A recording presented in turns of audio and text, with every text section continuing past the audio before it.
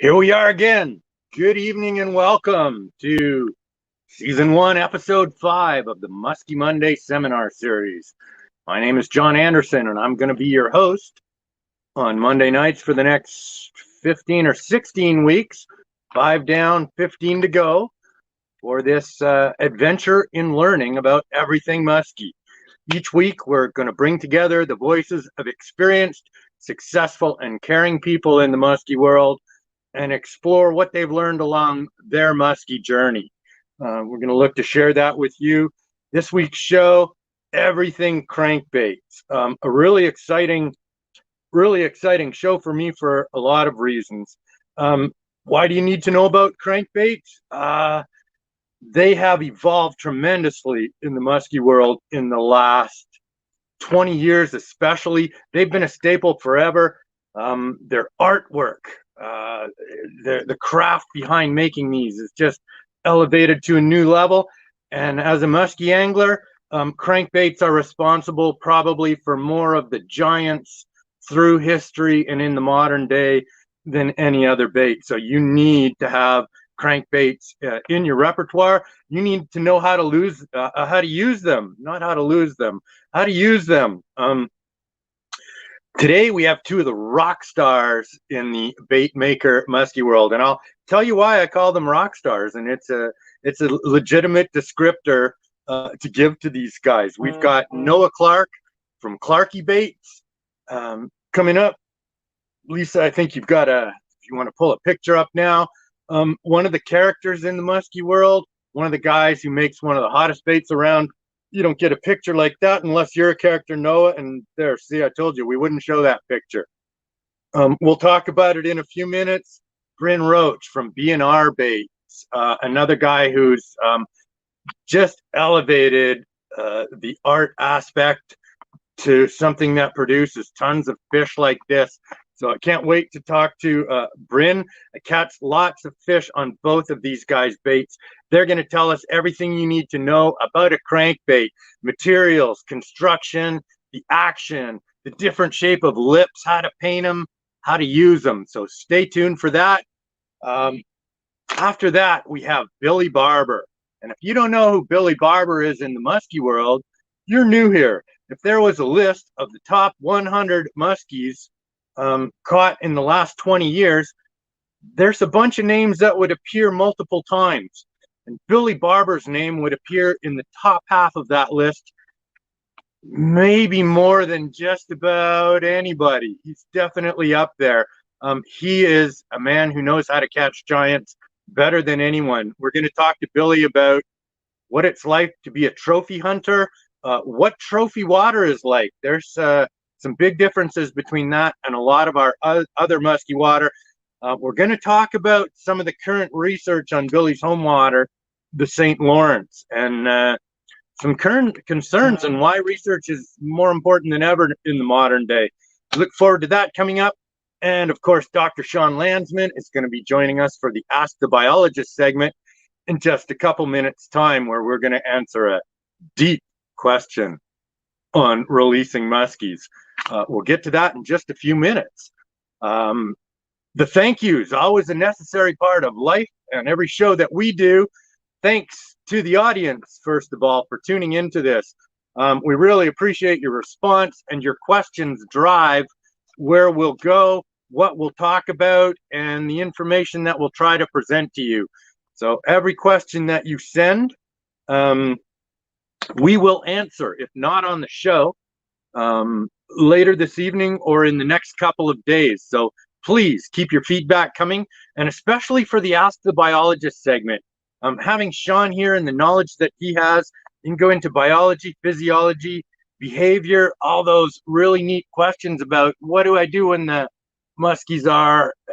So can't wait to explore that more. My team, Lisa Goodyear, behind the scenes here, making this happen for us, our producer. Thanks, Lisa. Are you going to come on and tell us something at this point?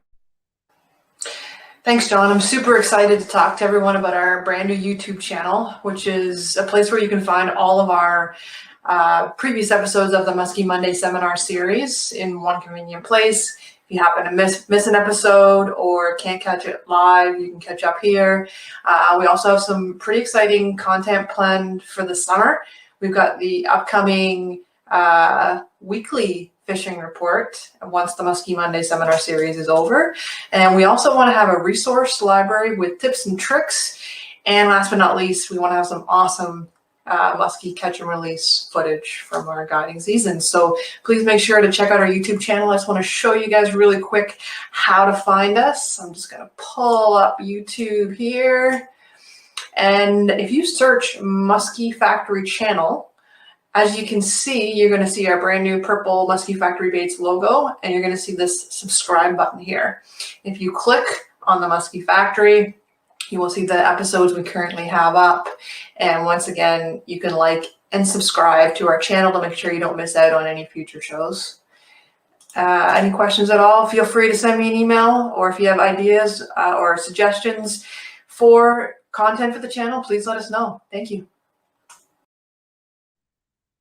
That almost looked like you were doing that live, Lisa, you big chicken. We're going to get you up here next week talking to the people. Lisa's one of the people behind the scenes. She makes this show happen. She also answers your questions as they come in.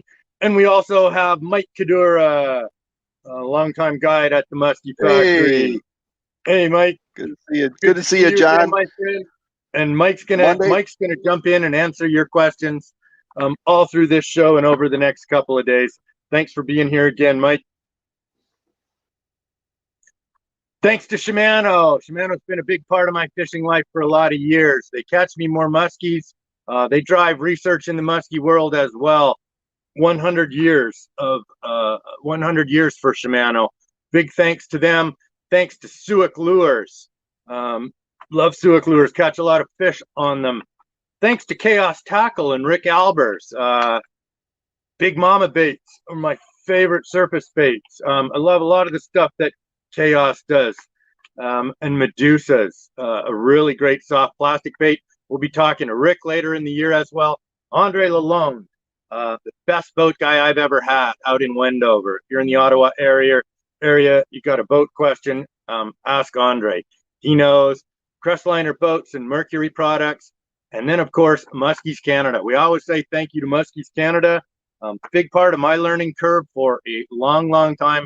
There are so many good reasons to be a part of Muskies Canada. No better place to learn, no bigger collection of muskie freaks, addicts, and people who know in Muskies Canada. My favorite part of Muskies Canada, as you know, is on the badge, sport, fishing, and research. We love that concept so much that Musky Factory Baits donates $2 to research directly through Muskies Canada. Check them out if you're not already a member. 15 chapter meetings a month that you can attend. You like seminars like this? It's some of the best money you can spend. Coming up, I got to tell you what we're doing in the next few weeks. February 8th, next week, outdoor writer Wally Robbins and Liam Wetter. Wally is just a voice of experience, and we're going to talk about pressured muskies. Wally's broken pressured muskies into 4 types of pressure, what you need to know how to deal with them. There's more pressure on every one of our fisheries in the modern day. That's big knowledge. Liam's 19 going on 50. He has a wealth of knowledge already, a tremendous track record, an incredible pedigree, and a lot of experience on the Lake of the Woods system. And so we're going to tap into that. Can't wait for that. February 15th, Larry Ramsell, the muskie historian, is going to be here. And we are going to talk the history of big muskies, both real and imagined. If you're not from the muskie world, there's an awful lot of records have been proven false, disqualified, are the subject of controversy. We're going to go over a lot of those fish by fish. We're going to talk about the biggest fish ever caught and not caught. We're going to talk about the biggest fish caught in Canada, the Ken O'Brien fish, the Martin Williamson fish, the last 2 legitimate fish over 60 pounds. You want to be here for that. March 1st, Gord Piser's joining us. Can't wait for that. Jim Sarek, Pete Bowman, Big Jim McLaughlin, Colin McEwen is going to bring his crew to do a fly fishing show for us. Stay tuned for the next 20 weeks. It's going to be a ride. Ask the Biologist with Sean Landsman. I cannot tell you, I said it last week, but I'll say it every week. I'm just so pleased to have this guy on the show. I get goosebumps hearing him talk sometimes. And learning from a biologist, learning from the research, it's grassroots, it's real. It's important for managing the fishery. It's important for you to learn the behavior so you can catch more fish. And so we've got Sean on with a deep question about releasing muskies this week. Hey, Sean, how you doing? Hey, John, how's it going? Fantastic. Nice to see your smile again this week. I'm here. It's great. I've been looking forward to this all day. Me too. Who doesn't love talking muskies? Right? And I don't know. You want to introduce this question? Yeah, sure. So I received a few questions this week, and I guess the way I'm thinking this will work is usually every week I'll maybe choose one question to expand on a little. But that doesn't mean that I'm going to ignore your question. So if you send in a question to John and he passes it on to me, or you send one in directly to me, I'm going to answer you at some point. So for those folks that sent in some questions and I may not be able to get to them today, I'm going to answer you maybe tonight while I'm procrastinating grading papers. So I will definitely get back to you on that. But one of the questions that we got over the past week was a very astute one. It was kind of technical in nature, but I know that there's a lot of people that are interested in, understanding how we can release fish safely. Like, what are the best practices behind doing that? And so the question that I got was one that I've heard come up like once or twice before, but I've never been in a position to kind of expand on that with a more detailed answer. And what it has to do is can we release fish in deeper, colder water, such that the deeper, colder water, especially the higher oxygen content in that water, could that possibly benefit the fish when we release them? So we're gonna kind of explore this topic and set up a little bit of background and then dive into it. All right. So one of the things we have to understand, like from a scientific perspective, is we have to figure out what it is we're looking at relative to the stress associated with fish. So for example, in Project Noble Beast, I looked at a handful of different metrics or measures of stress, but primarily the three big things that I was looking at was glucose, lactate, which is a product of lactic acid. So a lot of anglers will be familiar with the term lactic acid. We talk about that in the context of really strenuous exercise. If we're running around a bunch, we can feel that lactic acid building up in our muscles. Lactate is related to that. Okay. The other thing is ions, and in fish, ions are kind of they're a proxy for stress. The more ions you have in the body, the more the fish tends to be stressed out. And the one of particular concern is potassium. And the reason potassium's of concern is that a buildup of potassium can actually stop the heart. So you can actually cause a heart attack. So ions, glucose, and glucose again is just a sugar, it's just a form of energy, and lactate. So any major changes in all three of those things can signal quite a bit of stress. And so the picture on the right in this on this slide here, that was me about 10 years ago, and I was significantly skinnier and had a lot shorter hair. But I was bleeding muskies for just taking a little simple blood sample for Project Noble Beast. So that was where I was trying to grab the blood to run these analyses to look at glucose, lactate, and ions. One of the key things that came out of Project Noble Beast, and no one's going to be really surprised about this, but angling causes stress. Okay, we know that angling is not a natural event. A fish on a line it's just not something they're accustomed to. So angling inherently is stressful on the fish. That said, there are things that we can do to help minimize the stress related to the whole angling process. So when we went out and we actually electrofished muskies, where you pump a bunch of electricity in the water and that temporarily stuns them, we then took a blood sample and compared the stress levels of that fish, which is basically as close to kind of like baseline as you could possibly get without giving the fish a syringe and saying, can you take your own blood? Which is not going to happen. And we basically found that fish that were angled, did show some higher stress levels than those fish that were electrofished. A few things to understand here. So glucose really relates to energy. The way we get glucose, which is the sugar, is through our diet, is through consuming food. Ions, particularly potassium, the influx of ions into a fish's body happens because they're respiring really quickly. Okay, so the harder they're breathing, the more water they're having to pump across their gills to try and get oxygen into their bodies. But there's also all these little ions and elements in the water that comes in with the water, comes into the body with the water. So they're picking up a lot of extra of these potassium ions as they're breathing really quickly. And then lactic acid is a function of low oxygen. It's a result of anaerobic metabolism. So when the body doesn't have enough oxygen to do aerobic metabolism, it switches to this other form of metabolism, and that's one of the things that produces is lactic acid. Now, the question really goes back to this here, and the reason I bolded low oxygen is because the viewer's question has to do with oxygen and whether we can release fish into deeper, colder, more oxygen-rich environments in an attempt to help the fish kind of clear all that lactic acid that builds up in their bodies. Okay, couple of things about that, though. This whole issue of can we release fish into deeper, colder, more oxygen-rich water? It's true that as you go down in the water column, as you get deeper and deeper and deeper, the temperatures, the water temperatures tend to get colder and colder and colder. Okay, the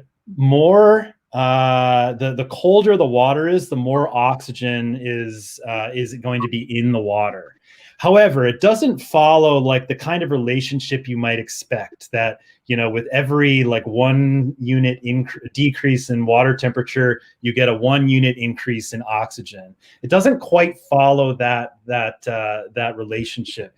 The other thing too is that as you descend down in depth, the temperature doesn't drop all that quickly right away. It's not like it's going down like this. So you can see on the graph there that the temperature and oxygen doesn't quite follow the relationship you might expect. So right off the bat, it's like this might help, but maybe not as much as we think it might. And then at some point when we reach the thermocline, we actually get a decrease, a really rapid decrease in oxygen, because there's all this stuff that's at the bottom of usually a lake or like really slow moving river system that's using up a lot of oxygen. Okay, and so there's not going to be as much oxygen down deep. Now, theoretically, yes, this could actually help. That if we are able to release fish into colder, more oxygen-rich water, it could actually help the fish to clear their lactic acid, the lactic acid buildup in their bodies a little faster, because if they have access to more oxygen, they can clear it faster. It's like a sprinter. It's like an Olympic sprinter that then takes a bit of oxygen. You see this in football games. Running backs, super exhausted. They go over to the sideline. They hit some oxygen. They get a mask and they hit some oxygen. That's going to help them recover their muscles a lot faster. So theoretically, we could actually potentially do something like this if we release them into deeper, colder, oxygen-rich environments. The thing is that there's a caveat, and the caveat is that with each 10 degrees Celsius change in temperature, we see the metabolic rate changing about twofold. Okay, so I have a little note on the bottom here. For every 10 Celsius temperature increase, the metabolic rate actually doubles. Or for every 10 Celsius temperature drop, the metabolic rate actually halves. So at some point, the fish actually slows down so much in cold water that they're actually not really respiring very quickly, and they're not going to be getting a lot of oxygen into their bodies if the temperature is too cold. It's like their bodies just slow down too much. So at some point, we might not be doing them that many favors if we put them into really cold water and their whole bodies just start slowing down. And they may not be able to get the oxygen that they necessarily need to clear the lactic acid. So it might not really help that much. Okay, so that's kind of the one caveat there. And that's more or less what I'm explaining here.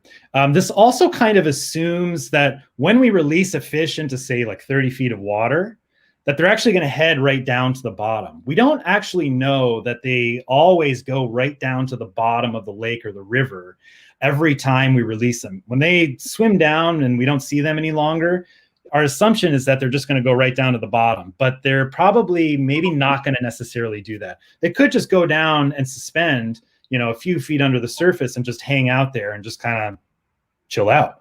And maybe not go down to the bottom in 30 feet of water where it's a lot colder. So, there's a couple of assumptions in terms of whether this might actually work. And because I'm a university professor, this is part of my job, I got to play devil's advocate. Cold water isn't necessarily the only place we might find more oxygen, right? So we know that plants produce oxygen as part of photosynthesis. So where are plants? Plants are going to be in shallow water. So to play devil's advocate, if we're trying to get fish more oxygen, another potential tactic would be to maybe release them into shallower water where there's like weed beds and some more plants nearby.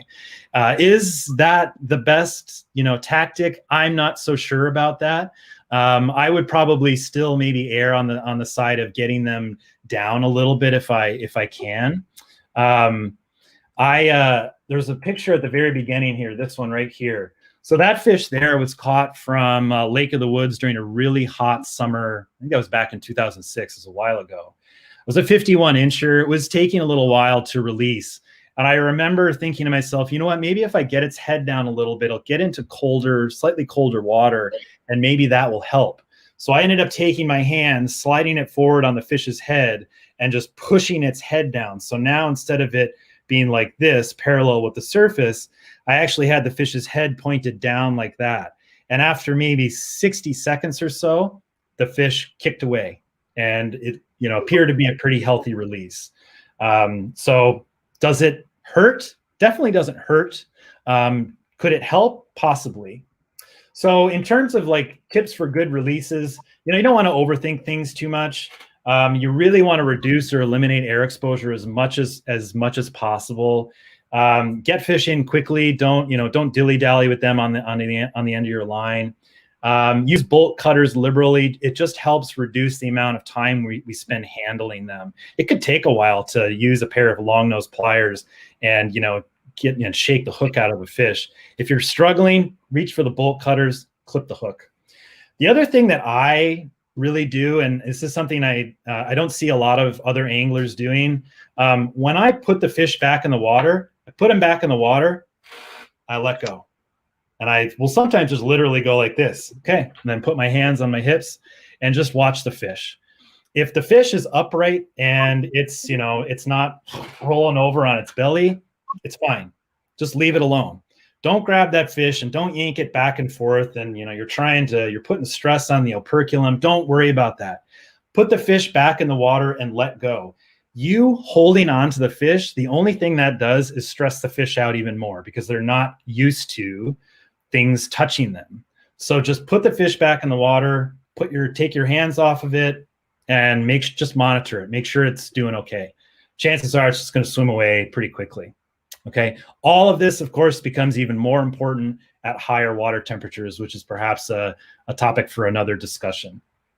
So that's kind of what I have for you. I hope that was interesting. Definitely, if you have more questions, please submit them to John, or you can just email me directly. There's my email there.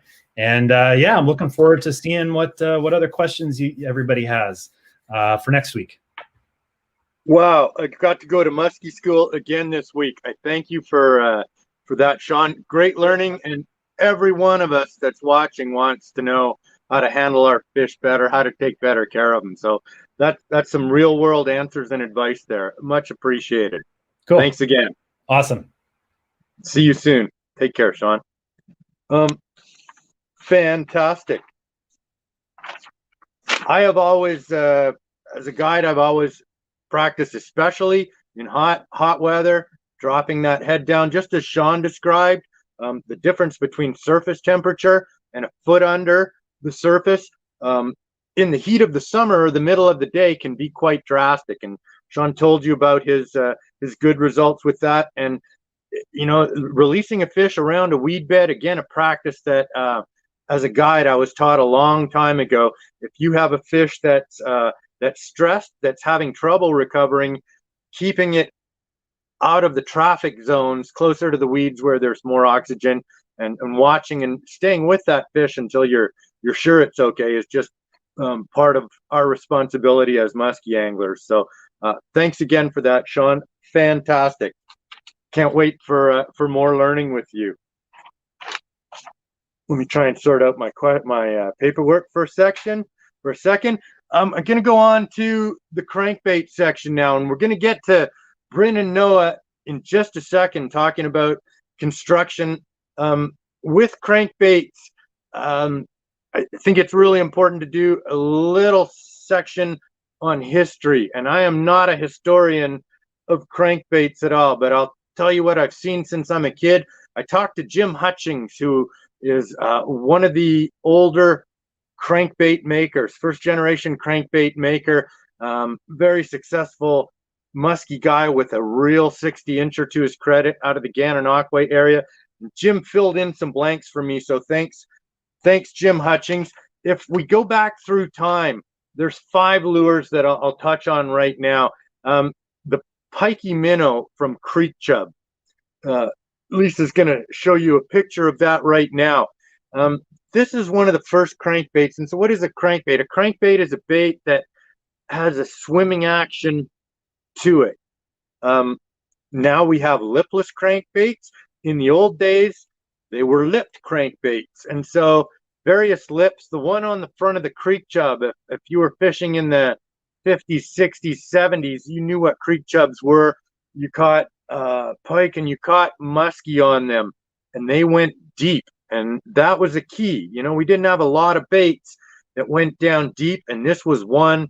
And an 8-inch bait back in the day, the pikey creek chub was a huge lure. Art Lawton, who caught what was reported to be the biggest muskie of all time, a fish I revered in my youth at 69 pounds, 15 ounces. That fish and a whole bunch of the giants of yesteryear were caught on the pikey creek chub.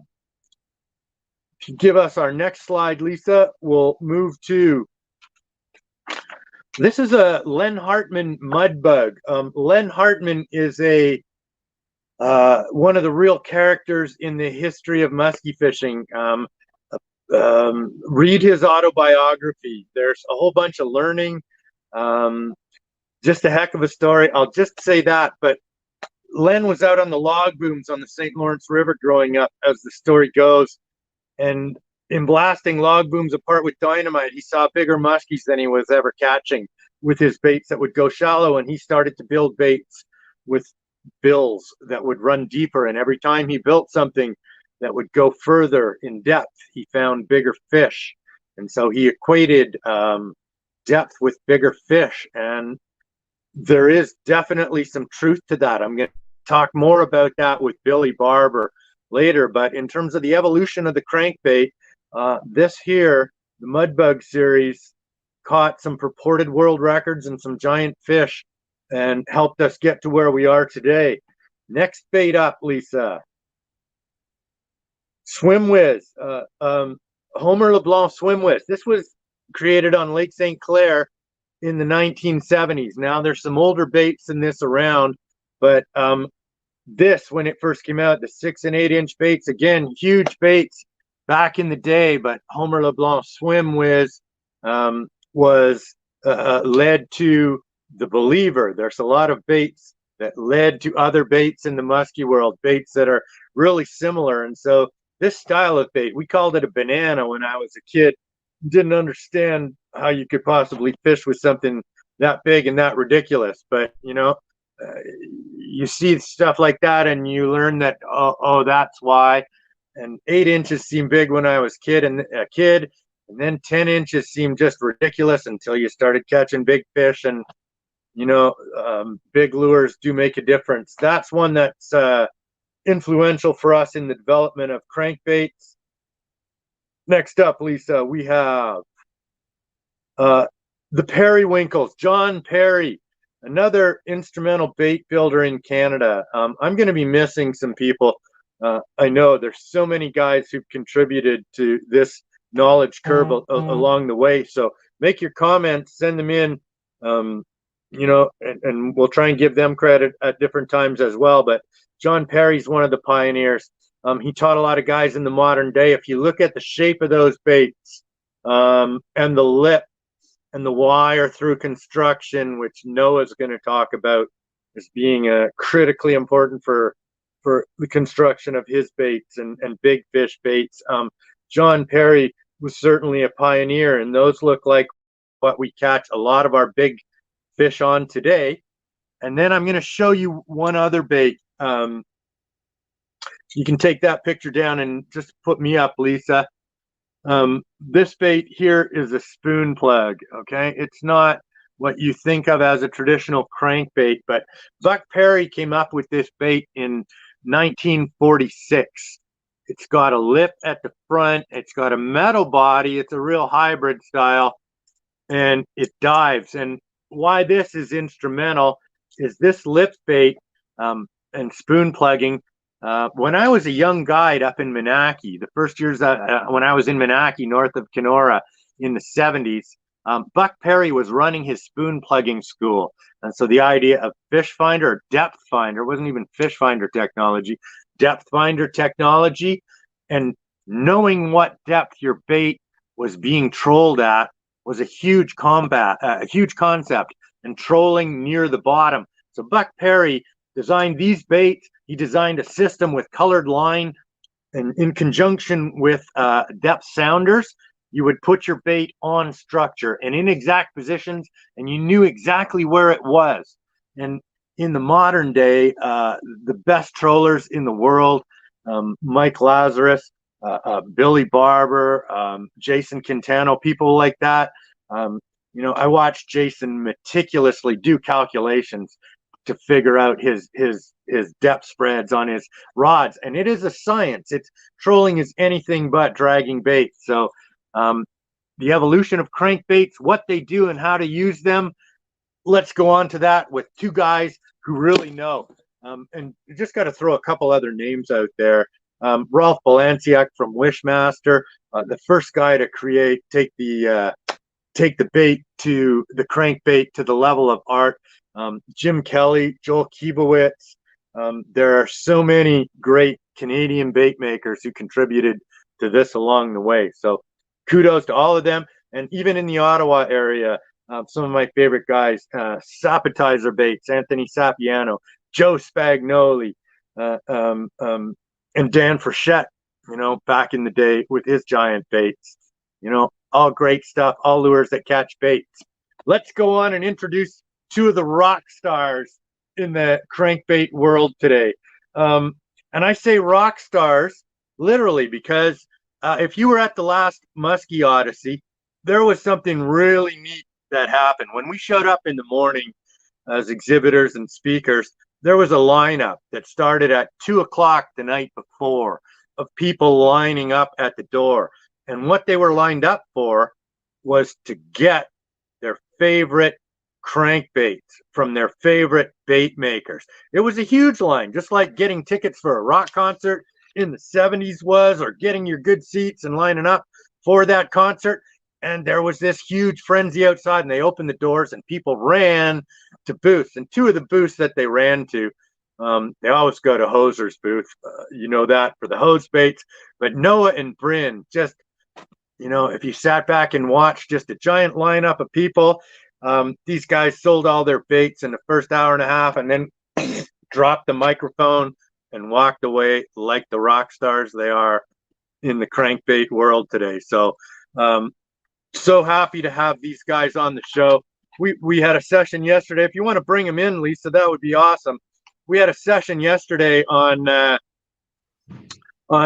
what we might talk about today. And it didn't take long. I had a whole bunch of great questions lined up to extract knowledge from these guys. And then Bryn and I realized that once we hand the microphone over to Noah, he's going to answer all the questions and we're going to have a hard time getting a word in. Aren't we, Bryn? That's not true. That's right. We figured we'd fill this show pretty quick, John. Yeah. Hopefully you and I get to fill it a little bit more. Noah, both you guys, I have such reverence for. One, you make art. Two, taking a piece of wood and making it aquadynamic, making it look like art, making it functional the way that you guys do to catch giant fish has been something that's taken you years and years and years of study to get as good as you are. Let's talk about that. Noah, what do you want to tell us?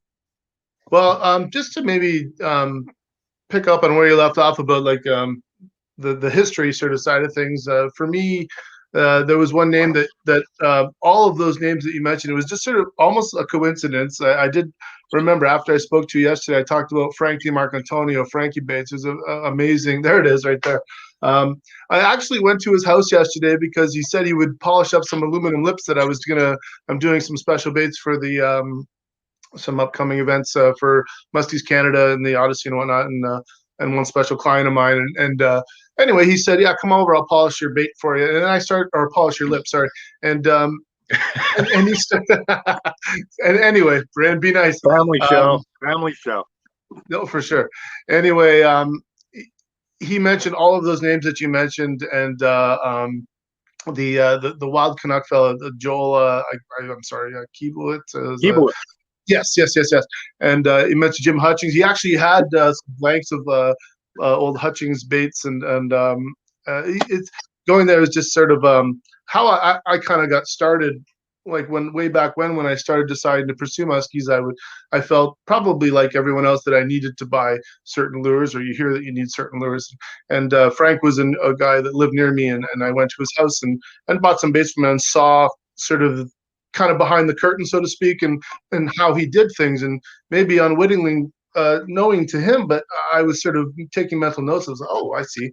And I'm kind of a handy sort of a guy. I like working with my hands, as is Bryn. And I just sort of thought, yeah, maybe I could take a crack at this too. But as you're just learning, I want to talk about a couple of things about, you mentioned through wire construction, and I'll start with talking about this lure here, which is a tough shad.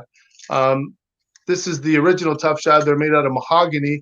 This is the screw. They're screw eyes here, but what some people may not realize is that the original tough shads, they're not actually true through wire construction. But me being a young person learning to musky fish, I thought that they were, because they kind of looked like have the wire here.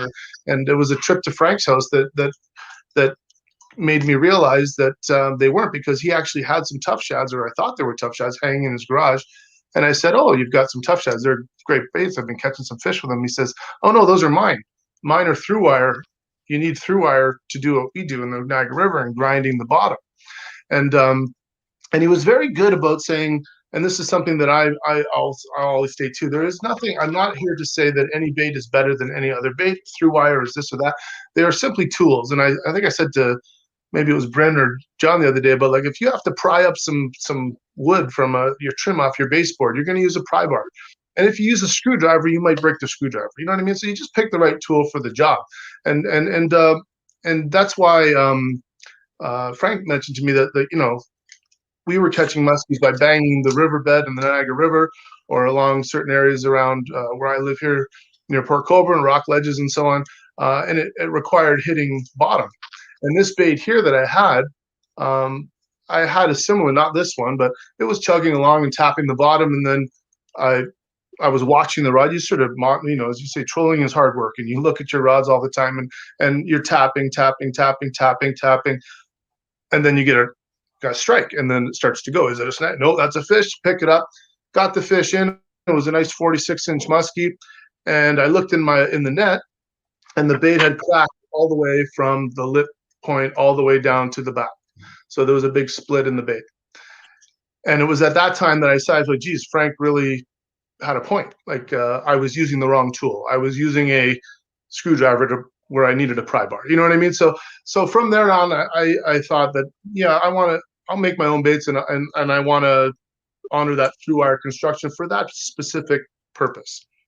But I will say, I have a bait sitting here that is a wonderful screw eye bait. And like I said, this bait, I don't know if you can tell, it is chewed to death. This is a wily bait. It is all screw eyes. And these baits have their place too. They are great suspended crankbaits that you can use. But I will say a thing about tuning, for example, and I think we'll get into tuning maybe a little bit later. The only thing that makes me a little bit leery of screw eye baits, not so much about the hook hanger positions, but it's the pull position. The pull position is a very it's a place that takes a lot of abuse, and it really needs to be strong in that if it's sort of trifled with in any way, you catch a fish or you hit a rock or something like that, and that seal somewhat breaks, it becomes very difficult to tune once that screw eye. So pull eye positions, for me, I would rather, I love Wiley. Don't get me wrong. I love Wileys. I love lots of baits that have screw eye pull positions and that are, but when you catch a bunch of fish on one, I've literally had to drill some out and replace the pull with wire just to still maintain that bait, because it's a great tool still. But yeah, this is sort of my take on why I started using through wire construction. Just in my mind, it was sort of the, I don't know, the Canadian way made tough kind of thing. But also the practicality of the if you need it, then you better build it that way. And you want your baits to kind of last and be durable. And Bryn and I, and Bryn can speak to this too, we like to stand behind what we make and make sure that we're not putting out because people aren't really they pay good money for these things, and we want them to be sort of stand up. I don't know if Bryn could add to that or not. Yeah, We're gonna basically go ahead. Did someone want to say something? we're gonna let you talk in just a second, Bryn, but just to All right. carry that through, the difference in power between a small muskie and a true giant muskie isn't something that people appreciate until you start to play with them. And it is a whole other world of power in terms of what that fish's jaws can do, how easily they can straighten your hooks out, and how easily they can destroy your baits or break them. And so, if you're fishing for that giant fish, that fish of a lifetime, it's that through wire, that's an insurance policy. You don't need it. I agree with you. There's lots of other great baits, but that is an insurance policy, and you will get that fish on. So big on that. So let Bryn? me jump in there, John, on that segment. Basically, we started building through our baits exclusively because we'd had a whole bunch of other baits, and it was time for us to try and build some through wire baits for ourselves because we couldn't get them. Custom baits were hard to find. There were vendors that were available, but to go find a vendor, you'd have to drive to these shows 2-3 hours away or wait for an Odyssey to come up. So we said, well, let's see if we can build some. And so we started to build some, and trust me, they look like beginning creations from our garage. I've got lots of stories about baits sticking together as I left the paint booth and got them home and had to use permanent marker. But honestly, between Noah and I and 1,000 baits later and lots of feedback, they've evolved into what they are. So I can't even begin to tell you. There's a super tanker, largemouth bass right there. I can't even begin to tell you how many hours a week, a month during show season that we spend building, thinking. Even when Noah comes over and we are in the shop together, basically all we're doing is talking about musky baits and what you're doing and paint styles and how to make them better. So basically that's what we're always trying to do, is improve the quality of the product and get them out in a reasonable time frame so people can have them. So having said that, to make our baits better, we get tons of feedback. So you can imagine every fish story, and then of course every bad fish experience if there is a lure that gets wrecked or a hook that gets straightened or split rings that open up. And so I know we've made those adjustments. Terminal tackle, the choice of components that we use, those are important. We used to use small, like not small, but they were heavy duty double split rings. Well, I know of 2 people that have lost fish on the doubles. Now we just use triples. You know, when we used 6/0 hooks, now we use 7/0s, or whatever the case. You know, we upgrade the terminal tackle to make sure that it stands up. And I know that that's exactly why I know when I make those through wire baits, because we never want something to fail for that reason. Hey, other things are beyond our control. Sometimes when the hooks open up or the split rings open, but you know, by choosing the next ingredient to build the better product, that's what we do. And just to come back a little bit to what Noah was saying about the can opener effect, I sent one of my baits up to Lake of the Woods because they love deeper baits, they love big bodied baits, and they like aluminum lips. But the aluminum lips, there's hardly any give. So they are rigid and they are in the wood and they act like a can opener to the wood. And often when we make the wooden baits, they follow the grain. So if you think about the grain of the wood and you think about an axe, you don't cut it on the side. You stand the wood up and you chop it down the middle. Well, that bill, right, that's in your wood acts like a lever if it hits rock enough times. So I know personally, you know, I make sure that that doesn't happen by putting lots of security along that piece of wood to prevent that opening up. So crankbaits have evolved, and they've evolved, I think, for some quality builders. And I know that I'm thinking about it all the time, and I know Noah's thinking about it all the time. They've evolved for the right reasons to be a better product. But we built baits 5 years ago that are still durable and still held up. They've just improved that much through all of the conversations that we've had from our great customers and the great fishermen that like to share their stories. We all keep getting better as we go along. There's been a couple of great questions that have come up. I see one that's up right now. Maybe you guys want to take that. Sure. As the bait builders. Is that about the sealer? The question, you know, I'm looking on my phone and I have old eyes, so I see Robin LeClaire's question. I can read it for you guys. I can see 2 old guys in the room. I can see it. It's okay. You got your glasses on. All right, go ahead, Clarke. You can answer it. It says, "Is Clarkey that much younger than Bryn?" No. It says, it says, No. You're right. That's true. I am older. But sealer, Bryn and I both use the same stuff. I don't use the Brotherhood bait sealer. I'm not familiar with that product, but as like to make your crankbait, it's a wooden bait, so it needs to be sealed before you can paint it.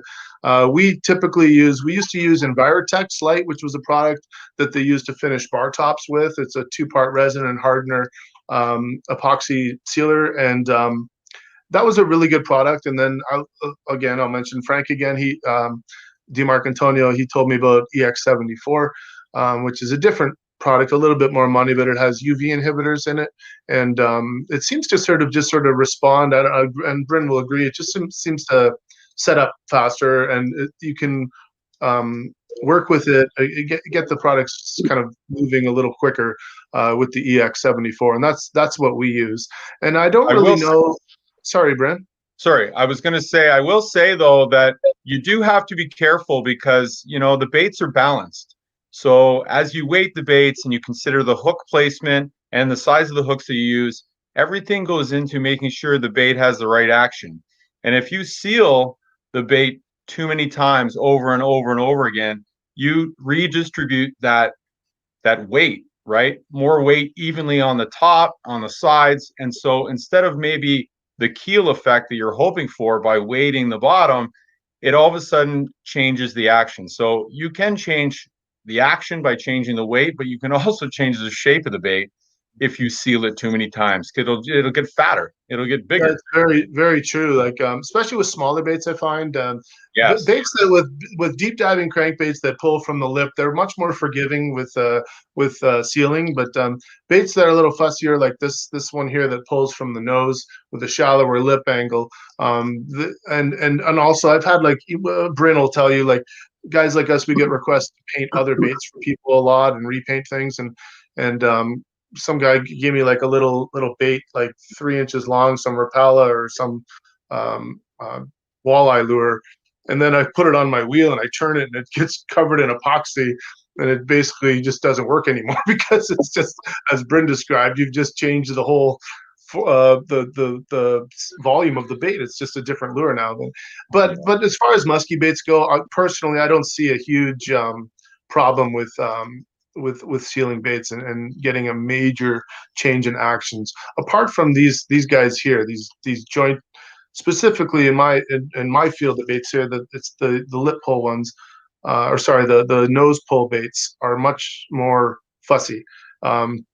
You really can't screw too much with those baits in terms of what works and what doesn't, and pull eye position and lip angle becomes very, very, in my opinion, those things are much more influential in a bait's action than whether or not you've sealed it one too many times or not.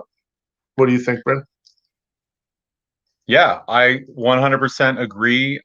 We build baits based on the desired depth, right? And the target that people want to fish. If you're a short line fisherman, we can build you anything, because if you're only running at 5-6 feet behind the boat, like, you can get down 3 feet, or you can get down, and John's got one of Clarkey shimmy shads there, and that bait basically stays on the surface. It's just below the surface, and it runs over weeds. It's a great bait that is very applicable to a system like the Ottawa River where there's weeds or you're fishing shallow. And, a place for a bait like that is depends on your fisherman's style. Like, if a fisherman targets that, then that's the bait they want to fish, and that's the bait they love. If a fisherman wants to be deep because they're out in Lake of the Woods and they're fishing drop-offs, then they're going to want a bait that goes down. And a bait that goes down is a super tanker, just like John has, and I have one here as well. What about Chest Rockwell? Yeah, and these are all examples of deeper baits, because you can see the big lip and you can see the angle, and it's going to pull that bait down, and it's going to be in the strike zone. I feel that it's important, if you're buying a product like a BR bait, a Clarkey bait, a custom bait, that you know what depth that you're hoping to achieve with that bait. If the builders don't know that, then you got to ask them to find out, because that's really important as you try and arm yourself with these tools that Clarkey said. These are tools, you put them in your boat, and you go out and do the job. And the job is to catch fish and to have the best chance of catching fish. So what you want to do, if you're going to target deep, is you got to have deep diving crankbaits, unless you're going after those suspended ones. But, if you're targeting structure, you're going to want a bigger bill, a steeper angle, and maybe multiple nose pull choices. I don't make too many baits with multiple nose pull. I make different baits for different purposes. But there are lots of options out there for, those deep diving baits like the Frankie makes or Clarkey makes in deep ones. But there's tons of choices out there for multiple nose pulls if you want it. But basically, having a dive curve knowledge, asking your builder for that, or being aware of the product that you're buying outside of the custom builders, is important, because then you have the right tools in the boat. You just hit on a whole lot of things I was going to ask about. Anyway, Bryn, is there anything else you want to say on lips? There's different material. There's Lexan lips, different shaped lips, metal lips. The placement of the lip, the angle of the lip on the bait, all affect the action. What does that mean to you? I'm going to speak to that, if you don't mind, Clarkey. Sure, go ahead. I'm going to talk about a couple things, and then I'm going to show you a minnow bait, and then maybe Lisa can show a video of one of my minnow baits. But so I've got a super tanker here. Can you see that well? All right, good. This is a deep diver. This is super tanker. That's the deep version.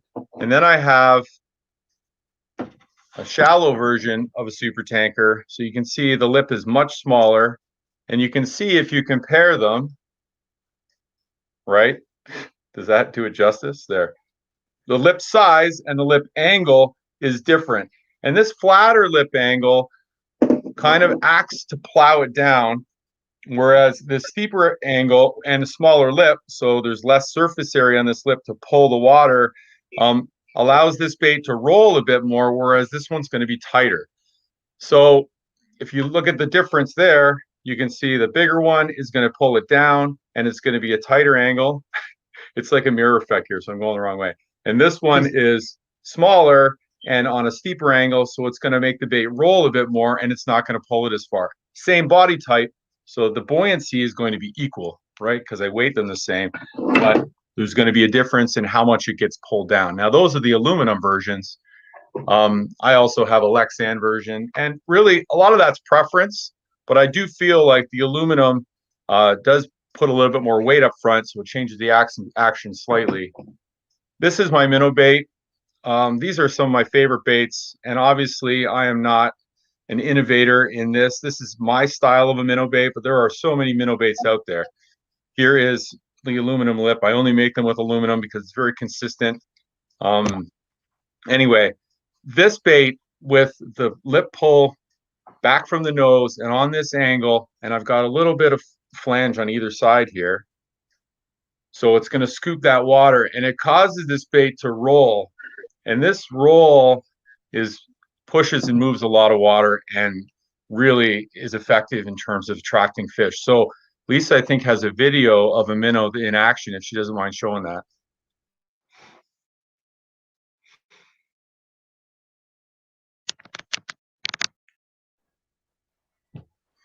That was it. Quick video, but you can see it rolling. And that was in the Niagara River where it's nice and clear. Clarkey was the driver on that. So we were doing circles, so the bait didn't work right. But it was that's a good example of how that minnow moves. True. Anyway, oh God.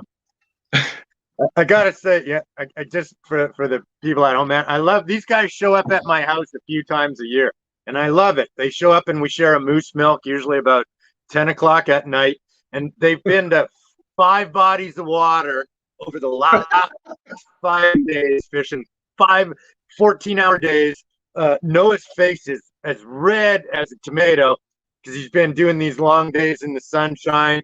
And everybody's mad at Big Steve because he's always caught the big fish. But I love what you guys are like baby otters. I used to love watching the otters when I was guiding lake trout in Quebec in the spring. They're the most fun animal. And that's you guys, the 2 little kids just rolling around, having fun and loving what they do. So I love hanging out with you guys and the energy you bring to the musky world.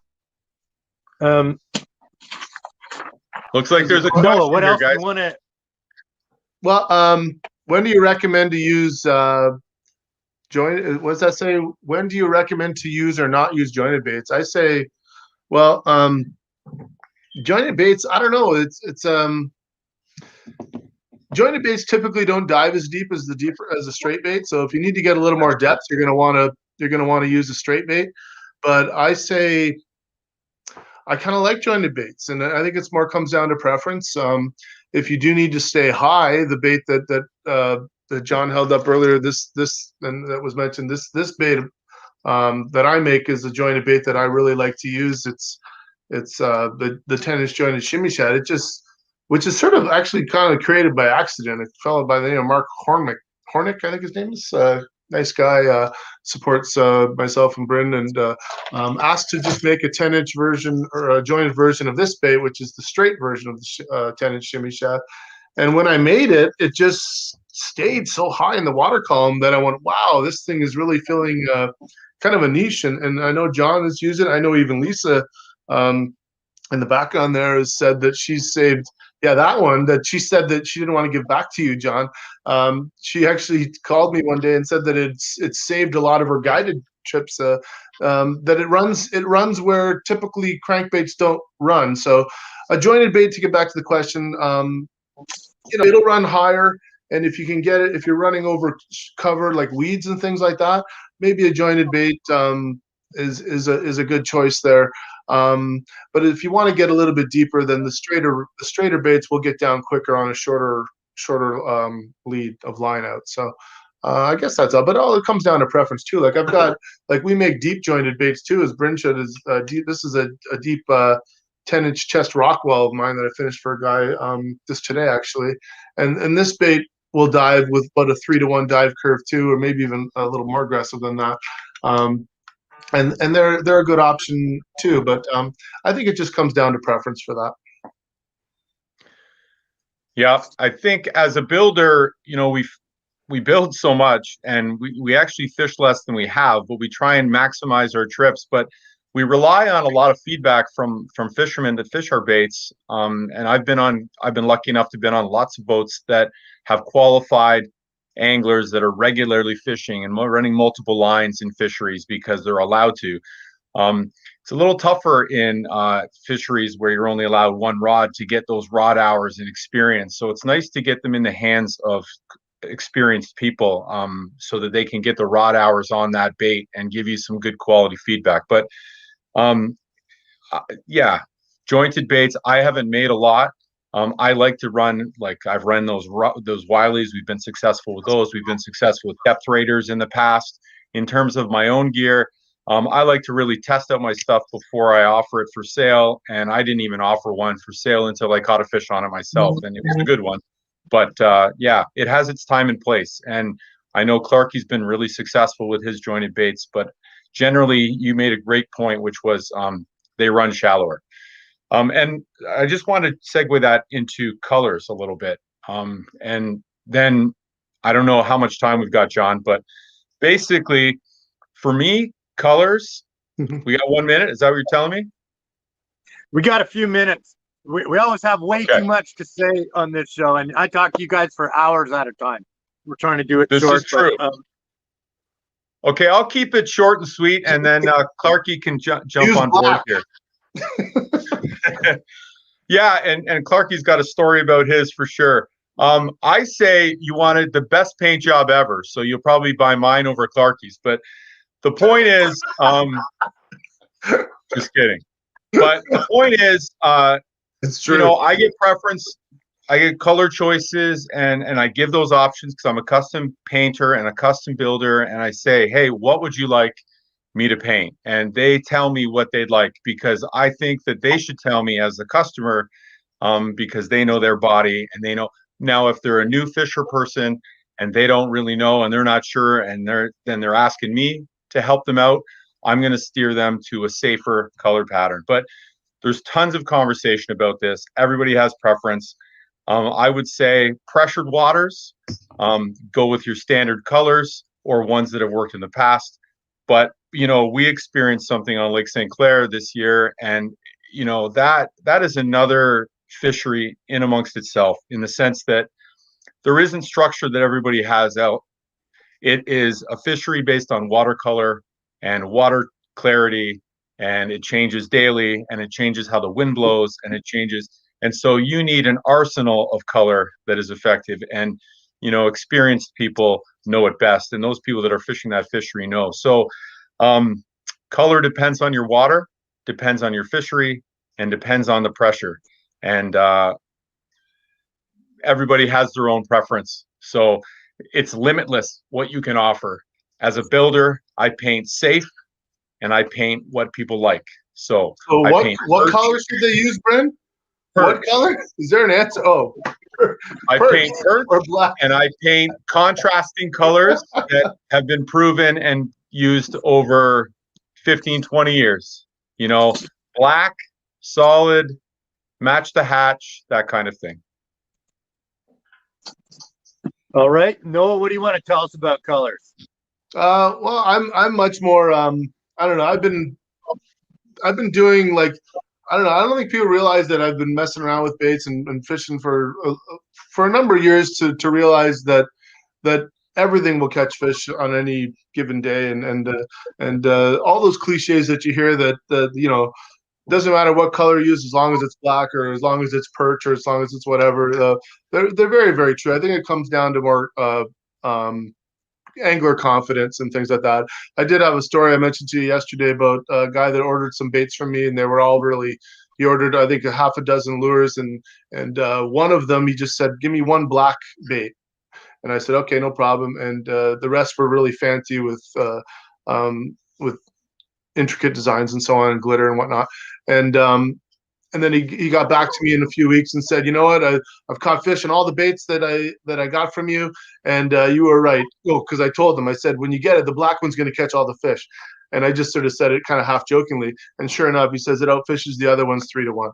So I don't know. It's just something about that silhouette. And John, of course, I'm not going to pretend to know any more than you do, a legend as you are at the time on the water. Like just like and there's also I was at Frank's yesterday, and he had a bait there that. Like it was an old 10-inch hooker. I think Lydio now owns the hooker baits now, but they were like similar to a periwinkle 10-inch bait, and he would troll that thing in Buffalo Harbor. And I looked at it, and you couldn't even tell what color it was. It was completely shredded with teeth. And he says, "Yeah, 20 feet behind the boat, that would go off all day long." And he still like I think it was a perch at one point, but it just looked like wood. Or it must not have been a hooker then because it was a wood body, but maybe Frank made it himself. But anyway, it doesn't matter. It was just the bait itself the color was almost insignificant. And he would tell me stories of carrying black spray paint in his boat. And, if the sky went sort of gray, he just would take his depth raters. Again, this is back in the 80s when the whole custom bait industry was just sort of in its infancy and people were a little more sort of quick to paint a custom lure or paint any lure, and he would literally spray paint his lures black with spray bombs in the boat, put them in, and then they're hitting the black ones, and then shit, spray the other one now, and then he would, if you did that to a BR bait, oh my god, like what did you do? Like because I do have one story though. Bryn's baits are beautiful. You can't plate them black, but there's one story though. I got a message. I'm just going to close with this, okay? And then you guys can finish up. So last year, I had a couple, an amazing fishing couple from Northern Ontario, and they asked me for a favor. So they took a picture of a whitefish because they love to ice fish. They took a picture of a herring or a whitefish, and they sent it to me, and they said, "Can you match this color?" And I came up and I painted the only one like it, the first one.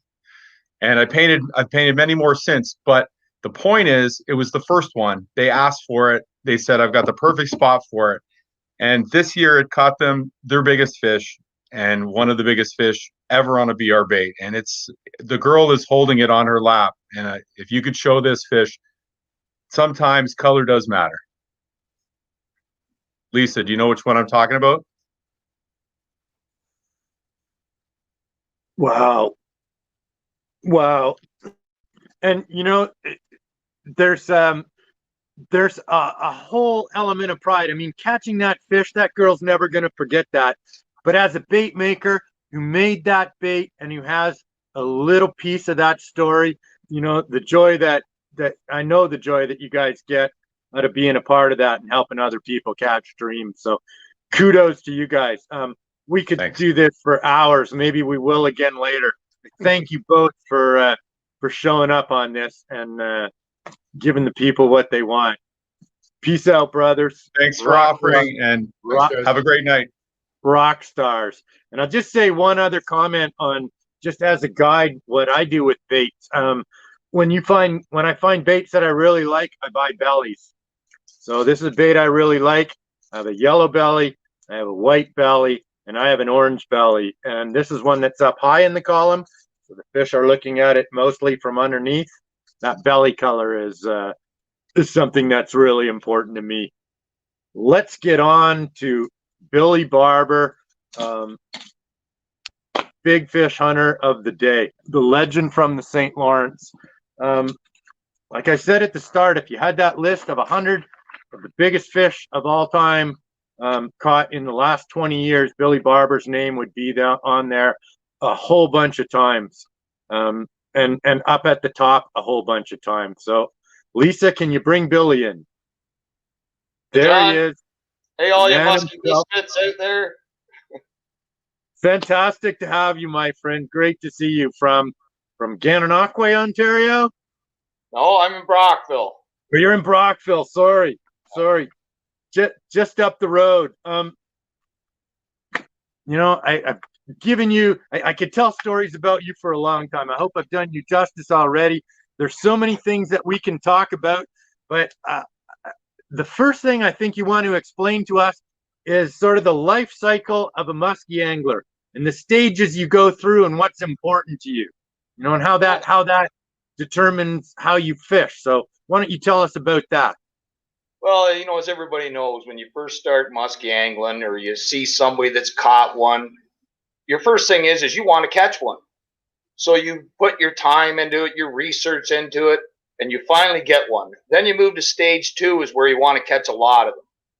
And you want to go out and catch multiple. And then you get to the third stage and you want to catch a 50-incher. That's always been the goalpost, of the musky world, to get a 50-incher. And then when you get to the fourth stage, and it's usually a little bit later on, is you want to target that one fish. You want that, the biggest one. Everybody's, of course, chasing the world record, but you want to get that big one. And that's kind of where my clients come from and where I come from. Is I don't go out and target anymore. I'm targeting that one fish. It's just for all you deer hunters out there. It's the same thing as you could sit in a tree stand for the whole season to get that one shot at that big buck. Well, it's the same thing. And John, yourself, the clients that you have are targeting big fish. You can read your clients, what they're looking for. And if they want that one big fish, that's what you have to focus on. And knowing Bryn, you did a wonderful job on there explaining crankbaits. That was really knowledgeable and really informative session. Thanks very much. It's hard. As a segue into what's going on in the St. Lawrence from that, John, is where the targeting fish is. The St. Lawrence River is crystal clear water. We've had a lot of changes. 2005, we had the VHS die-off, which took 50% of our population of our muskies. So it went from, everybody looking like heroes catching fish to only the die-hard core guys that were out there year after year, hour after hour, were putting fish in the boat. I can give you some inflection on what I've seen, but it's not the same as what others have seen. But we've got gobies have been introduced, over the years, and it's changed the fishery. It's cleaned up the water. Zebra mussels have cleaned up the water. Fish patterns have changed somewhat. I'll give you a hint to some of the guys out there is look up some of the studies that were done.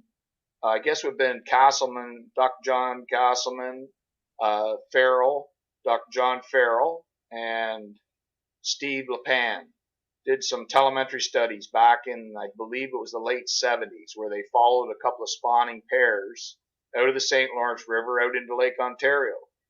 And things have changed a little bit. It's a different game now. Like I have literally, I don't mind telling people, I've got like a 25, 28% catch rate. People that come out with me, I try to give them a little bit of knowledge, help them educate them, give them some stories, entertain them, listen to their problems, and try to make it a fun time because the catch rate is so low. But the thing is, when you do get that big one, there's nothing that can describe the feeling of holding a 55-inch plus fish with a 26-inch plus, or bigger. Like there's no feeling to describe it. I had a young lad out in the boat this year. It was one of the best trips I had this year. We only got one fish, but it was the first muskie he caught. And I kept telling him, I said, when you're holding the fish, look it in its eyes, because one thing I've noticed, when you get a fish above 50 inches and the bigger they get, they're almost cognizant of you. If you're holding them and you look in their eyes, they will literally roll their eyes and look at you. It's an eerie feeling, but I know guys will laugh, but it's a fun thing that I try to get all my clients to do just so they can experience, because it's awe-inspiring. But that's kind of the fourth stage of muskie fishing, is targeting that one big fish.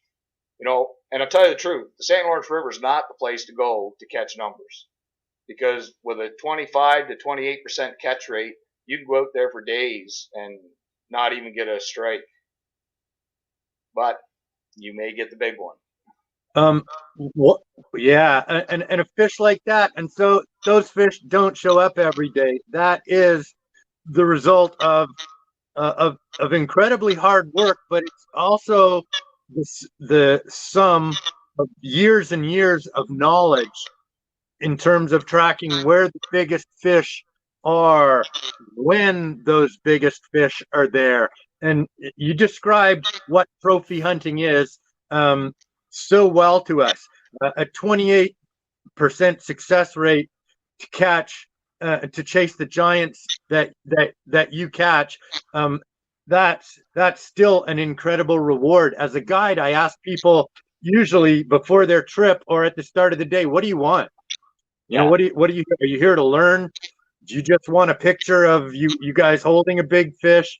Do you want to catch some numbers of fish? Do you want to learn some techniques? And you know, it's a completely different effort that you put in to go and fulfill each of those things that your client wants. And finding that super fish and catching that super fish, you know, your record speaks for itself. There are a few people who understand the behavior and the tactics and techniques necessary to find the success that you have. And I'll just add maybe a fifth segment, a fifth section of your life cycle of a muskie angler is after you catch the giant fish, you want to share it and you want to support the resource and you want to give back.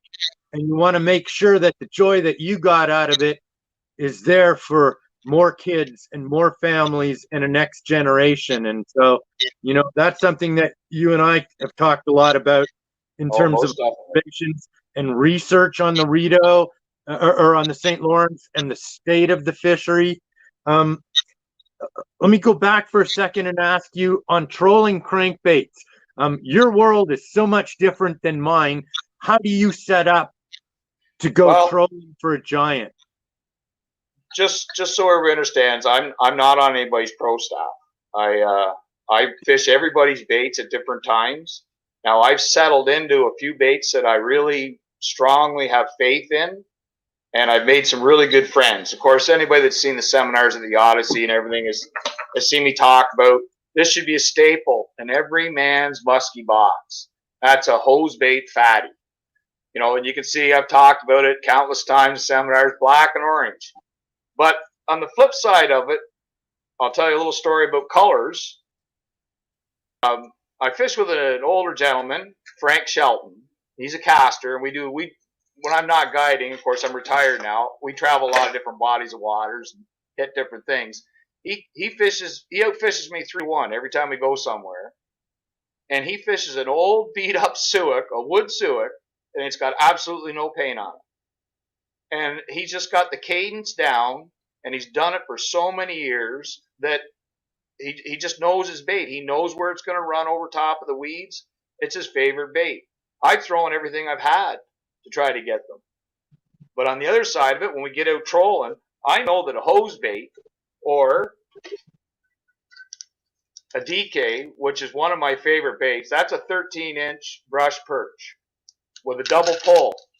Now I get Dave to make my baits with double pulls just for the fact is that I like to be able to adjust my depth. You have to know your depths of your baits. That's critical because where we're fishing out in the St. Lawrence, it's crystal clear water and you're fishing contours and rock shelves and some rock piles. Actually, I can show you.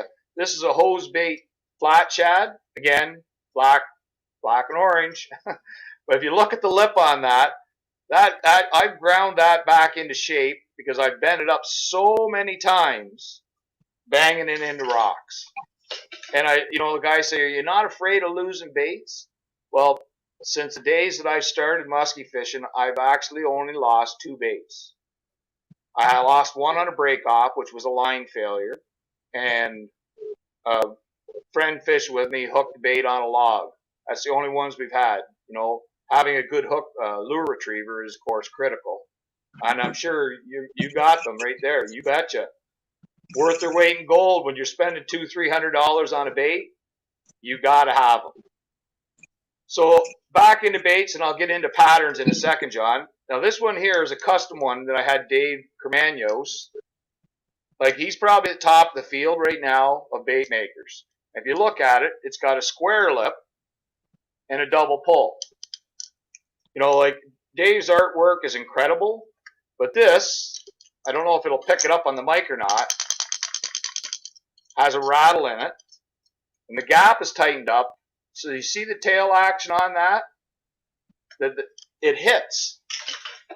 So it's actually, when you're looking like Noah was saying there about the bait, some baits you want to roll side to side with a slow action, like a Hose Daddy or Bryn Super Tanker that's got more of a roll. Other times you want a tight tail action. Jointed baits will give you more of a vibration on the back end. And if you can listen to them, like, I don't know if guys do this or not, but if you've got a half decent quality trolling rod, like the Shimano Compres or anything, yeah, put your ear down to the end of it. You'll hear that bait. Yeah, exactly, John. Exactly. Like, a lot of guys, I don't know if they know that or not. And the other thing too is if you take the end cap off the rod, you can hear it even just like a megaphone. And you'll hear that bait, what it's doing. Okay, so you know that bait's making that certain noise. If you don't catch anything on it, put something on completely different that's a silent bait. Or put on a jointed bait and switch it up. Now, to get into, I know you're running tight on time here, so you get into trolling patterns. Anybody that's been out with me knows I'm not a super long lead, but I'll run big planer boards. I typically run a 6-rod spread because I usually have 3 guys, myself and two clients. So I will run 88 feet out, shallow. Then I'll run my middle line. I'll run it down about 6 feet deeper. And then on my inside, in 60 feet. And then I'll run my boat rod 40 feet or closer, sometimes right in the prop wash, but with the deepest dive and bait, which is typically a big DK, the 13-inch DKs, or a flat shad, giant flat shad, or some other bait makers. Sometimes I'll throw them on there. Like, there's, multitude. There's so many beautiful baits out there now. But I don't believe the color makes the biggest difference. I think the big thing is if muskies are on the feed, they'll hit a socket wrench with hooks on. If they're not on the feed, then you've really got to piss them off. Excuse my language, but you got to get them mad, irritate them. They're the apex predator. If the bait's going by them, they're kind of like, what was that? And they chase it and hit it. And you're the expert on blades, John. You got to admit, like, if they're not feeding and you put a blade across in front of their nose, they're mad. And they're going to strike it hard. The less they want to feed, the more you have to hit them in the head. That's why, you've heard all of these guys say, you got to know how deep your bait is running. And that has to do with the tuning, and it has to do with understanding your bait. And these guys are targeting 13.5 feet, 18 feet. They're looking at where their fish are. Their baits are in exact locations. And, you can only do that with a properly tuned bait, with a bait that you understand. And, the importance of that, so critical. I found it really interesting that you troll some baits at 40 feet. A lot of people say, nah, fish are really gun shy in the clear water and on the St. Lawrence. And a lot of people wouldn't do that. But, you're proof that works. Well, my Honda kicker motor kicks at a prop wash about 22 feet. And I can run a bait. I usually try to put one right in the back of that prop wash where the white water starts to fade out.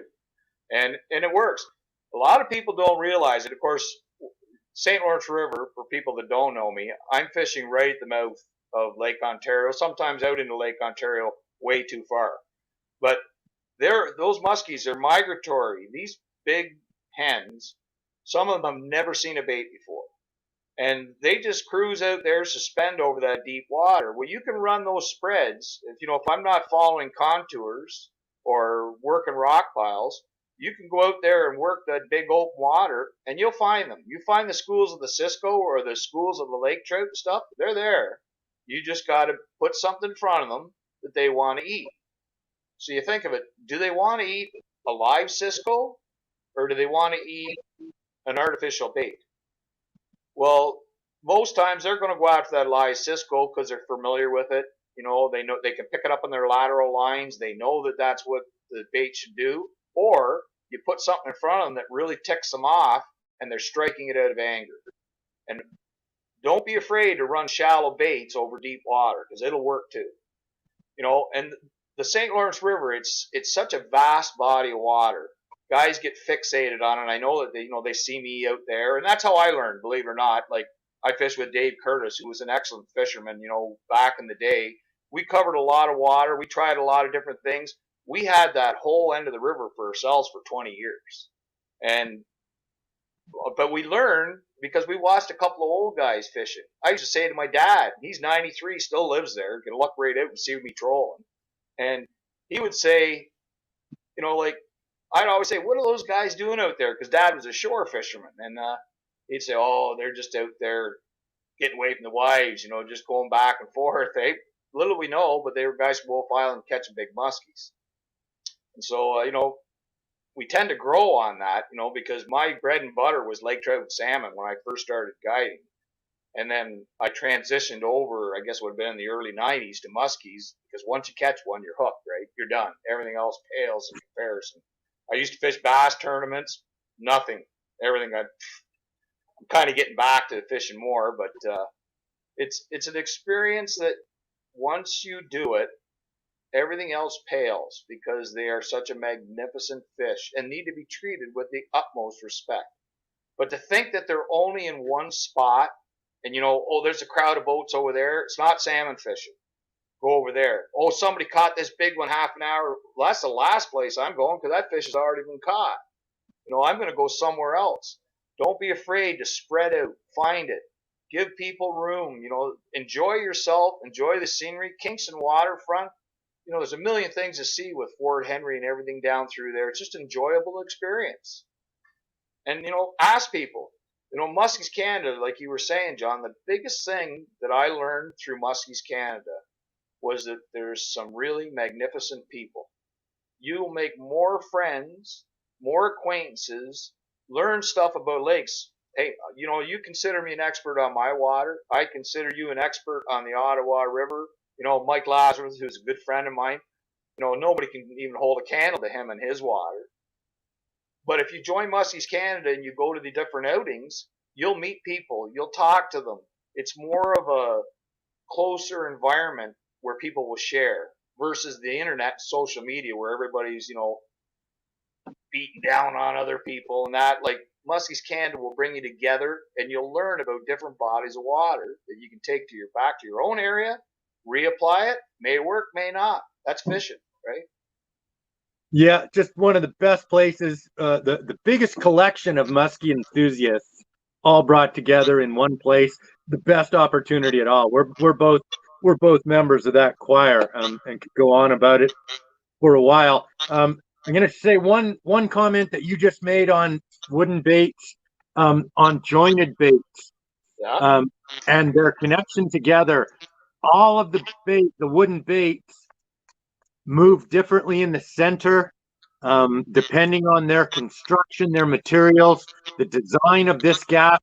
They hang together differently. They make different noises.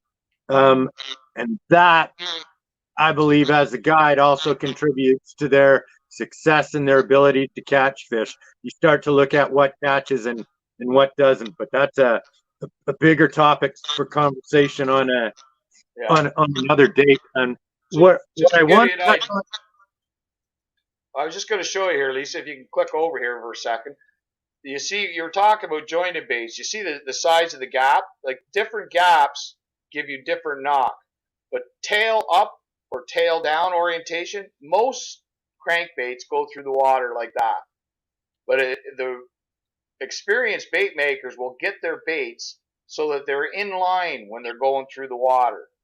And Dave Carmanos, of course, like I just can't say enough about the guy. Like he builds the most magnificent baits, and they just seem to work so good. Like I love the action in them, and he's got it down. Like I'm not giving away his trade secrets because I mean he's built me some custom baits and everything, but he's got it down now where he can get it. Because if you ever watch a perch, I've got underwater cameras and I watch the bait fish. When a perch is feeding on the bottom, it's going like this. You know, it hasn't got a bend in it. It's almost like it's neutral buoyant.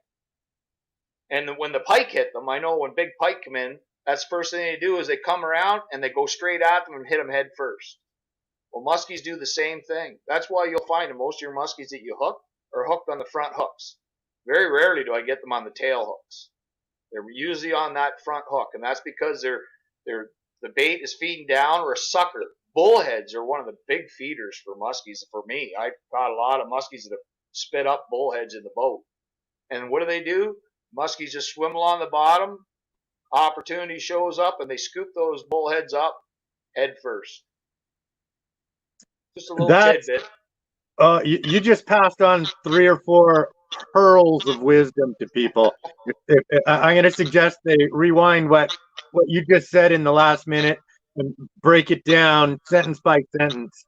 That is a whole lot about big fish hunting. And you know, our Canadian record fish, that Ken O'Brien fish, couple things about it: it had no teeth and it had a belly full of mud pouch. So you only get that from, you know, being on the bottom and being the way that you're describing. So many things for us to talk about. One place we need to go right now is just to talk about research on the St. Lawrence. Okay, I think you lost your mic there. I'm going to try that for a second. There, back now, John. Better? Okay. All right, so just to give you an idea is, of course, I'm a member of Muskies Canada, Gananoque chapter. I'm also sit on the FMZ 20 Council, which is the advisory council to the Ministry of Natural Resources. There is quite a concern at this point that we've got a failing fishery. You know, we're not quite sure what's going on yet. There's not a lot of young fish being caught. Jim Hutchings, of course, and Rob McRae have been big drivers on doing seining with the St. Lawrence River Institute. And the seining is where you take a big net, you walk through a bay, and you capture all the minnows and small fish in it. You count them. And I think last year they got one young of the year muskie in a seine pole. I think they did like 30 seine poles or something like that. And they got one young of the year, which is very concerning. So we're going to have some video conferencing stuff happening with the FMZ Council with Dr. John Farrell, who's out of the States. He's got a research facility in the Thousand Islands, out on one of the islands there. And we're going to talk to him about it because he stocked 6,000 pit tag muskies in the last 2 years, I believe it is. And he's going to try to follow them. And we want to get something happening the same on the St. Lawrence on our side. You know, it's a mystery of what's going on. You know, I know from my years of doing it and from people that I talk to out there, our catch rates have gone down, of course, VHS. But I just had this conversation with Mike Lazarus, too, is I'm not so sure is that the big fish that we went on a big run there, you know, for, say, probably about 8 years where we were catching, like I was putting multiple 55, 57-inch fish every year in the boat for clients, not me, I know, but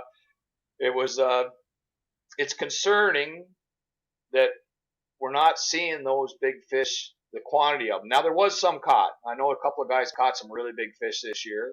2 years ago, there was the biggest one that I've ever seen or heard of caught, but you'll never hear about because some people just don't want to share that information, right? But these migratory fish can come in out of the big lake, and of course, the way the St. Lawrence splits at Wolf Island, they can come down either side and to get to their spawning grounds.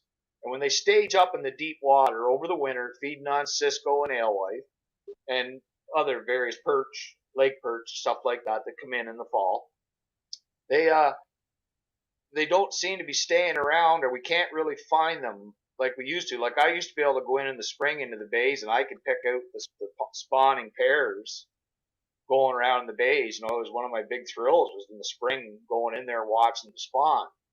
You're just not seeing it now. But those fish that are 55, 57, 58 inches long, you know, they're 25-year-old plus fish. Now, if they reach the end of their life cycle and just died, you know, and they're gone, or have they changed their patterns due to gobies, zebra mussels?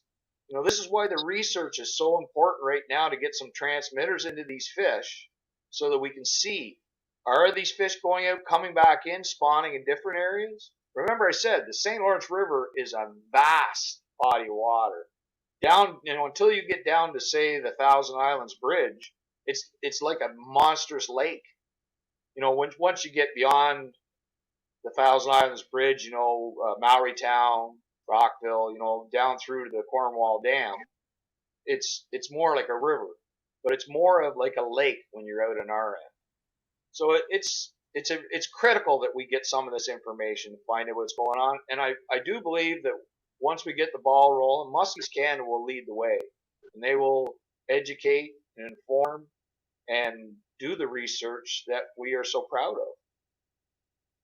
It's the people who care about the muskie population that end up driving the research and pushing people to verify the population, to make sure that they're okay. And you know, that research story, there's been so much change in our systems, and especially in your system, in the last 20 or 30 years. Zebra mussels, VHS, which is viral hemorrhagic septicemia, a disease that killed off a huge percentage of the population.